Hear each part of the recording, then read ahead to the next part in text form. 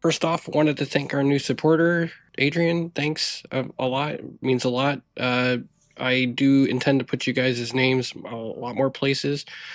Feel free to hit me up in the DMs or the Discord and suggest some ideas for some art and stuff like that. I'll post it around in the world. Meantime, I'll get you guys back on the regular scheduled program. Good day, ladies and gentlemen, and welcome back to Modern Engineers. I do apologize for the hiatus, but I wanted to focus on quality over quantity. Today, we are going to get the inside of the battleship over here, off the pier. I'm really kind of tired of looking at it, so I'm going to go from off the pier into the ship. That is the goal for this episode. We are just going to get all of this hardware, or as much as we can, inside the ship. That does mean we are going to have to completely renovate the inside of the ship, at least below the waterline, so I don't imagine that this is going to be able to be filled in 1 week episode. It'll probably be multiple weeks, or I'll change the format. I'm most likely going to change the format, though. Alright, so with a hole cut in the side of the ship, we now kind of have access to the interior. Not great access, but you know, it's access nonetheless. We're going to have to just completely gut this interior and just start storing all the materials on the pier for future projects. It's not a lot, like I said, but we are going to completely gut this ship and just store everything on the pier, because you never know what might be useful. Ooh, I had an idea.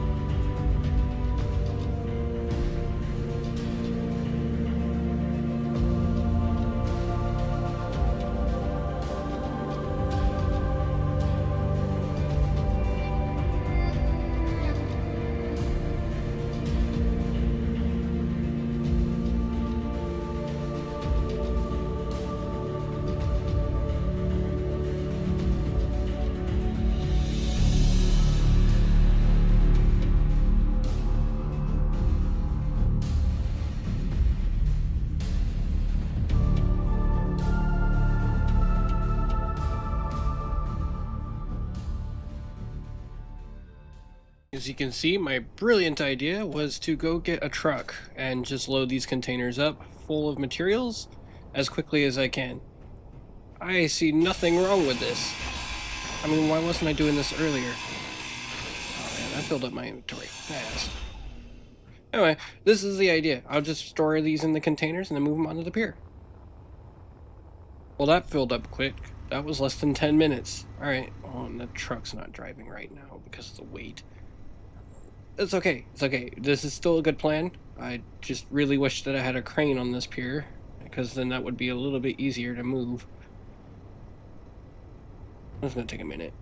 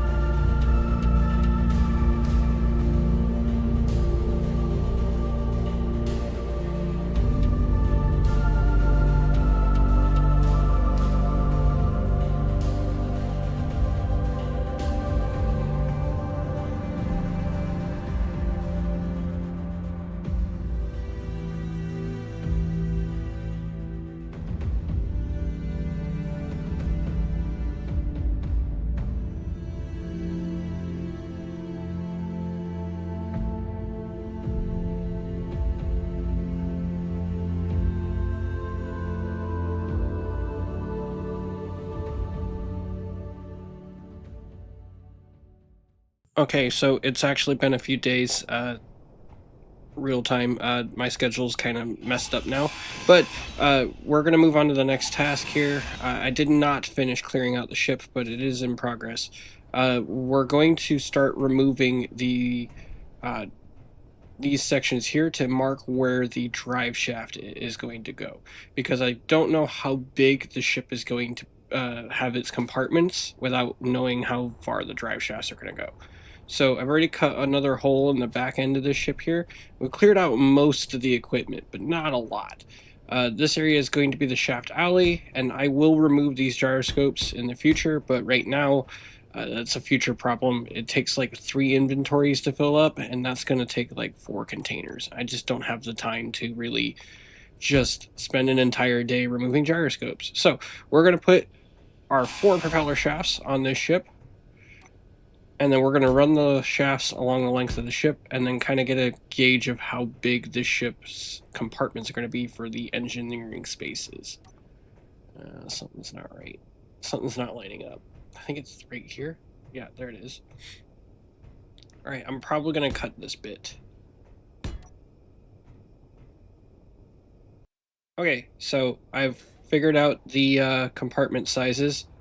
It took way longer than it should have. It was more like 2 hours. Uh, but I do know how big these compartments are going to be now, so that's a good thing.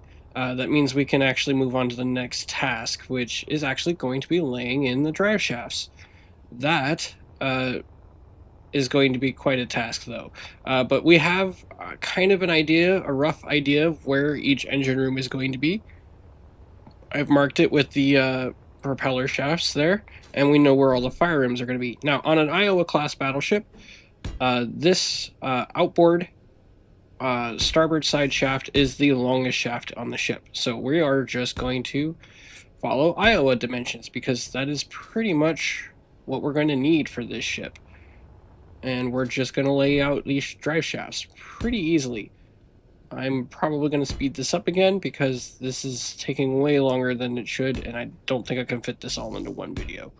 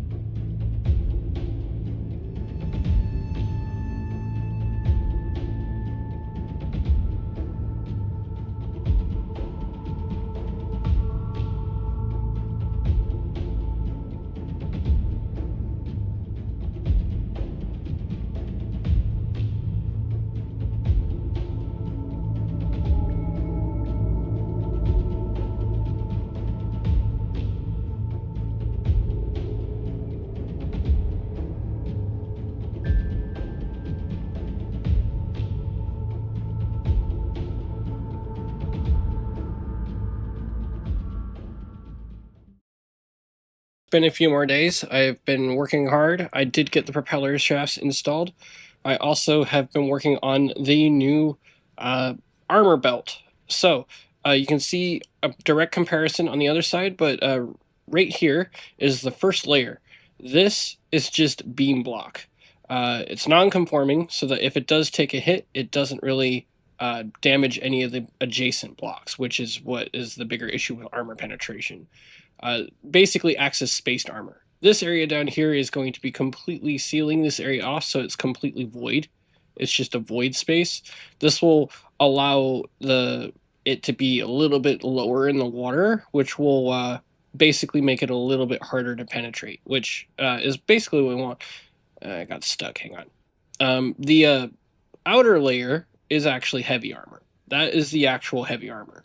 Now, it doesn't go any further than the transverse bulkheads here, so the it stays pretty standard. But it's been taking me a while because I gotta remove all this armor, store it, and then replace it, and that's what's been really taking its toll. But it's at least the armor is laid out, so we're getting there. Okay, so it's been a few more days. I did get the armor completed. So we are almost done with this side of the project. The renovation of the interior is pretty much done. We have some mounts in place for the turbines and the boilers.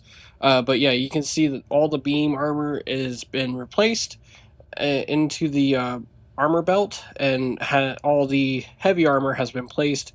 We still have to install all of our fuel lines, but that can take as long as it needs because that's on the inside of the ship. And I'm not too worried about the interior of the ship, since the goal is to get the ship out of the dry dock as soon as possible, but we have to do all the engineering stuff first.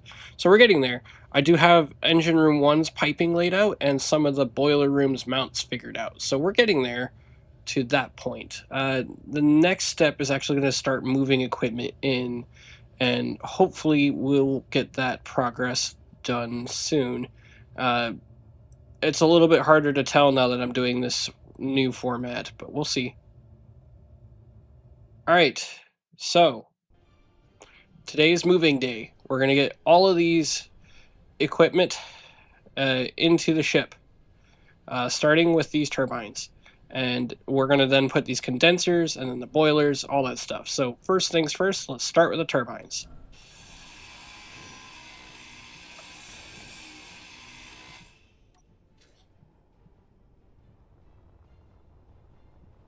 I have placed in these mounts so we can pretty much just start laying in the turbines and the engines. The goal is they're going to connect to the shaft using a oxygen generator that's going to pretend to be the MRG, which I think will look cool in the end, but we'll see. The idea, though, is that the oxygen generator is actually going to consume electricity, which will help. And doing the math, this ship should produce about 200, if not, no, about 400 megawatts, if I remember right, which is more than enough energy to power the propulsion system, so long as it's not swapped out with something way too energy consuming.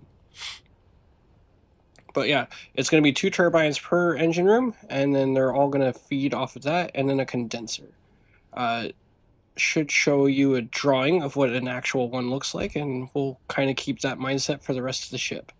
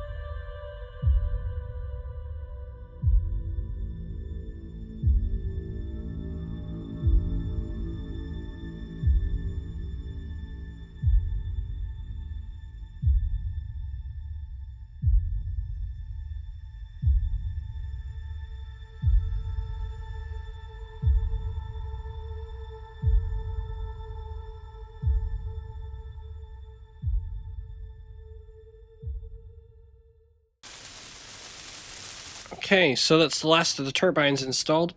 Next, we're going to actually start laying out these plumbing for the condensers so that we know where we're going to place them. Now, in this room, this is the perfect because it's got the most room and space for the entire system, so there's not a lot of butting heads. But in the later rooms, we're going to have issues with the propeller shafts. Uh, so the problem is that we're going to start running out of space in the next room where we start having propeller shafts going through the ship. I have some ideas on how to fix it, but it's most likely just going to be make it fit as best you can. Uh, I'll try to figure out what I can. Like this room is going to be the worst one. For the last engine room is always going to be the worst one because there's just so many propeller shafts going through it. But we'll make it work and we'll see how it goes. But we're going to try and get the condensers installed as well and all the steam plumbing installed. All right, so I took a hiatus here. I installed the layout for Broadway above this room so that I kind of have an idea of where Broadway is going to lay. This is going to be important for the magazines to kind of understand where the turrets are going to come down on the ship. And that's important because then I know where the 5-inch mags and a few other spaces that are on this level are going to be. I did have a talk with the creator of the ship, and we kind of had some agreements on how we're going to do it. This room has been most cleared out, but we're still trying, well, I'm still trying to figure out how to make everything fit. So we'll try and figure it out, but it's most likely going to be, like I said earlier, make it work with what you have. All right, so today it's been another couple of days. So we're going to start laying out this propulsion system. I do have a couple of blocks here, so we're going to fill that up. The good news is with the fire rooms, they should lay out just the same. And I'm going to show you guys how I go about laying out a the steam system, and then place on the first engine room, and then I'm just going to speed up the rest because you don't need to sit here for 4+ hours watching me install turbines. I'm not sure why I have that lag there, but we'll figure that out later. Oh no, it's back again. Okay, so first we're going to need the pass-throughs, and unfortunately with the industrial overhaul, there are no curved pass-throughs, so you have to go straight through. These ones are airtight, so that is the goal, is to make it as tight as possible. Next, we're going to start curving this and start talking to these turbines. I think that's how I want to go. Basically, we just got to couple it to the turbines. No, I feel like that's wrong, but we're gonna move on. No, that is wrong. Okay, never mind. We are gonna couple to the turbine, but we need a runoff. This might not apply to the other ones, but this also just kind of goes for looks. We're gonna run this pipe down, and we're gonna want to come underneath the turbine mount. The idea being that any runoff steam is going to go into the steam buffer tank. Now, the buffer tank is acting as the condenser. The issue is that it also serves somewhat of a practical application aside from just greebling. In the event that you lose steam pressure, you have a little bit of time to basically try and get the turbines up and running. Basically, you have a little bit of runoff time before the engine shuts down. In some of my testing, it can be anywhere between a couple of minutes to a couple of seconds, depending on your power load. This is great for if you take a hit and you lose a connection and you need to repair that connection in order to get your turbine back up and running, which not so great in a combat situation when the ship is huge and you're most likely not in that area. But it is good enough to keep the ship somewhat in the fight for a little bit longer while you either try to fix the problem or just finish the fight. This is great for that kind of deal. Not so great when you're in a fight, but you know, it is what it is. Now, there is a downside to using these buffer tanks. As you see on this little tab there, high pressure steam can cause explosions. So, um, it is important to keep that in mind. This is a combat ship. She will take a hit. And if she does take a hit, it is very likely that the steam tank will explode, which is why you want to keep them as close and underneath the armor belt as possible to prevent any damage to other systems. Now, the tank does explode. Let's be honest, it's going to take out your turbines anyway. So, it is what it is. But the most important part is make sure it doesn't take out any other systems. So make sure that when you place this down, and I will have to remember this for the future as well, is to make sure that it is a little bit away from other important systems. Let me grab the spectator camera real quick. Some systems being batteries and stuff like that. Basically, I want to check the layout for the pipe. So I want to put this in front of the mount like that, with the pipe end facing there, so it connects super easy. This will take out a turbine if it blows up, but and in theory it will take out that propeller shaft, but it doesn't really matter. It's a propeller shaft. That one's actually decorative. Now we're going to cut this open and basically lay these out. Super easy. And I think we're going to weld up this condenser tank while it's here. Now, in the real world, this is basically where the steam gets recycled back into the system, but that's what this is emulating. But it's also just the backup. It's a buffer. It's just kind of a lag, if that makes sense. It's man, that lag is killing me today. It is a it's a temporary solution to a bigger problem. Essentially, it's a gap filler. But it does really help in Steam systems when you're designing them this way. But that's basically the Steam setup right here. Good condenser tank, all the turbines are connected, and now we're going to have to install the tank, and then I'm going to give it a stainless steel paint color, because why wouldn't I? And then we're going to do that to the rest of the engine rooms.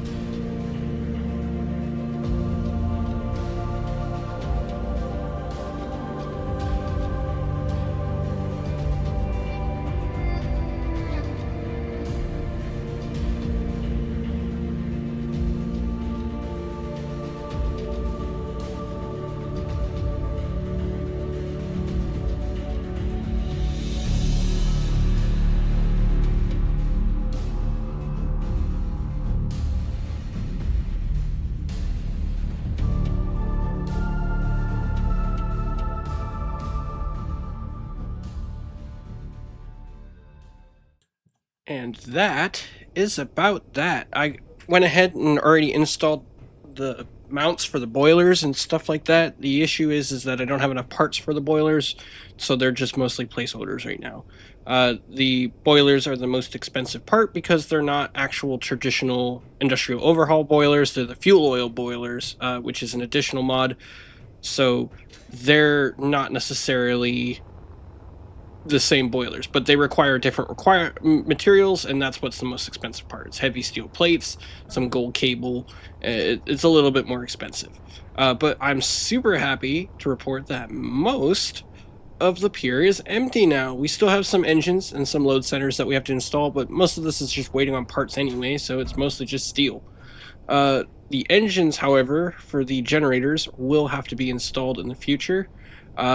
I'm actually debating whether the only reason I haven't installed them is because I'm debating on whether or not they need to be shortened or shrank in their size. Because right now they're in the 20 megawatt format, but it's possible they need the 10 megawatt format. But yeah, the pier is completely empty aside from those few parts. We also have some air conditioning stuff and some other support systems. So pretty minor stuff, but I'm super glad about that. That took like the better half of 2 weeks to get all this installed. Super happy about that. Okay, some quick announcements before I'm done with this video for this week, or this month at this rate. I have dropped a mod pack, and I've dropped a couple of the blueprints that are used in this world. I've not dropped any of the warships yet because I'm still working on them, and I don't know if I will yet. That said, if you want to join the Discord, definitely hop in below. I do plan to drop a world, hopefully soon, and get you guys a little bit more to play with if you guys want to join along.